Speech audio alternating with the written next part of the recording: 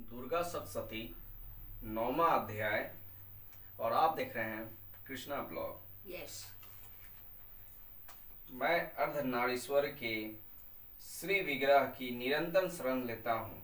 उसका वर्ण बंदूक पुष्प और स्वर्ण के समान रक्त पित्त विस्तृत है। वह अपनी भुजाओं में सुंदर अक्षमाला, पास, अंकुश और वरद मुद्रा धारण करता है। अर्धचंद्र उसका आभूषण है तथा वह 3 नेत्रों से सुशोभित है। तुम नहीं लगाएगी चंदा? नहीं दी आपको लगाने के लिए। बोले तुम नहीं लगाएगी, हमसे पूछा है।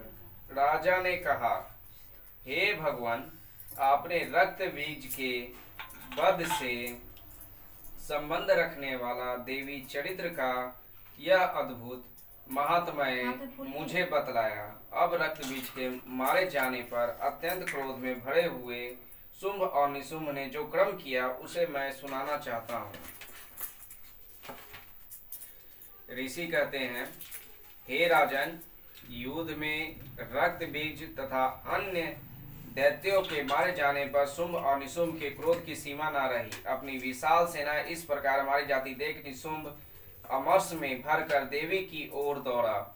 उसके साथ असुरों की प्रधान सेना थी। उसके आगे पीछे तथा पार्श्व भाग में बड़े बड़े असुर थे, जो क्रोध से ओठ चबाते हुए देवी को मार डालने के लिए आए। महापराक्रमी शुंभ भी अपनी सेना के साथ मातृगणों से युद्ध करके क्रोधवश चंडिका को मारने के लिए आ पहुंचा। तब देवी के साथ शुंभ और निशुंभ का घोर संग्राम छिड़ गया।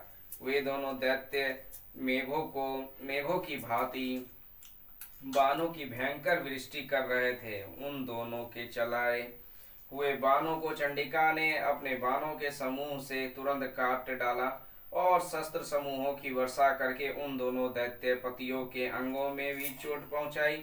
निशुंभ ने तीखी तलवार और चमकती हुई ढाल लेकर देवी के श्रेष्ठ वाहन सिंह के मस्तक पर प्रहार किया। अपने वाहन को चोट पहुंचने पर देवी ने क्षुरपड़ नामक बाण से निशुंभ की श्रेष्ठ तलवार तुरंत ही काट डाली और उसकी ढाल को भी, जिसमें 8 चांद जड़े थे, खंड खंड कर दिया। ढाल और तलवार के कट जाने पर उस असुर ने शक्ति चलाई, किंतु सामने आने पर देवी ने चक्र से उसके भी 2 टुकड़े कर दिए। अब जो तो निशुंभ क्रोध से जल उठा और उस दानव ने देवी को मारने के लिए शूल उठाया, किंतु देवी ने समीप आने पर उसे भी मुक्के से मारकर चूर्ण कर दिया।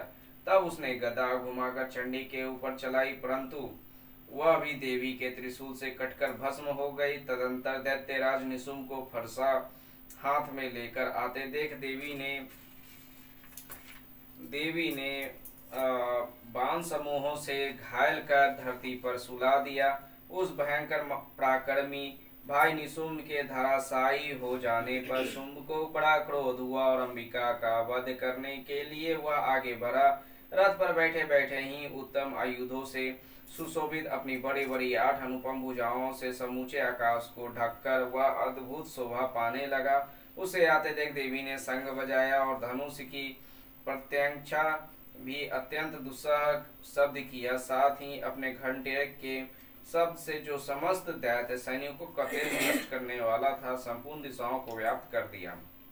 तदंतर सिंह ने भी अपनी दहाड़ से, जिसे सुनकर बड़े बड़े गजराजों का महान मद दूर हो जाता था, आकाश, पृथ्वी और 10 दिशाओं को गुंजा दिया। फिर काली ने आकाश में उछलकर अपने दोनों हाथों से पृथ्वी पर आघात किया। उससे ऐसा भयंकर शब्द हुआ जिससे पहले के सभी शब्द शांत हो गए। तत्पश्चात शिवदूती ने दैत्यों के लिए अमंगलजनक अट्टहास किया। इन शब्दों को सुनकर समस्त असुर थर्रा उठे, किंतु शुंभ को बड़ा क्रोध हुआ। उस समय देवी ने जब शुंभ को लक्ष्य करके कहा, अरे ओ दुरात्मा, खड़ा रहे। तभी आकाश में खड़े हुए देवता बोल उठे, जय हो जय हो। शुंभ ने वहां आकर ज्वालाओं से युक्त अत्यंत भयानक शक्ति चलाई।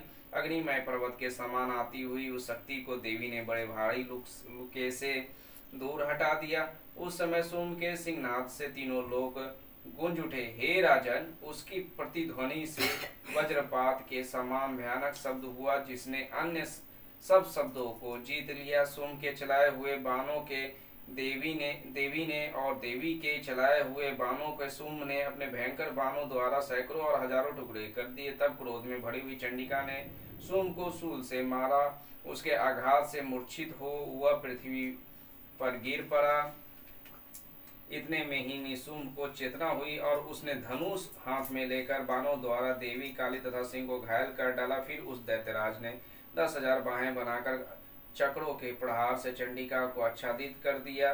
तब दुर्गम पीड़ा का नाश करने वाली भगवती दुर्गा ने कुपित होकर अपने बाणों से उन चक्रों तथा बाणों को काट गिराया। यह देख निशुम्भ दैत्य सेना के साथ चंडिका का वध करने के लिए हाथ में गदा ले बड़े वेग से दौड़ा। उसके आते ही चंडी ने तीखी धार वाली तलवार से उसकी गदा को शीघ्र ही काट डाला। तब उसने शूल हाथ में ले लिया।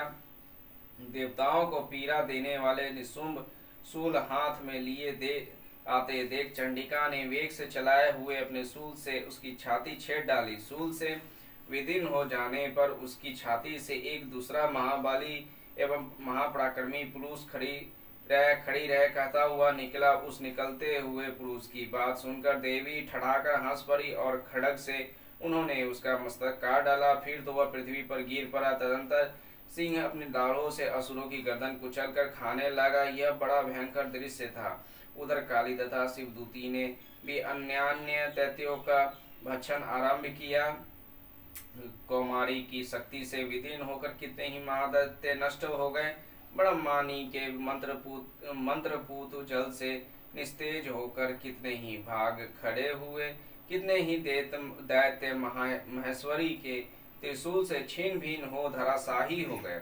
वराही के थुथुन के आघात से कितनों का पृथ्वी पर कचुम्बर निकल गया। वैष्णवी ने भी अपने चक्र से दानवों के टुकड़े टुकड़े कर डाले। ऐन्द्री के हाथ से छूटे हुए वज्र से भी कितने ही प्राणों से हाथ धो बैठे। कुछ असुर नष्ट हो गए, कुछ उस महायुद्ध से भाग गए तथा कितने ही काली शिवदूती तथा सिंह के ग्रास बन गए। इस प्रकार श्री मार्कंडेय पुराण में सावर्णिक मनवंतर की कथा के अंतर्गत देवी महात्म्य निशुम्भ वध नामक 9वां अध्याय पूरा हुआ। प्रेम से बोलिए जय माता दी। सारे बोलिए जय माता दी। मिलकर बोलिए जय माता दी। जय माता।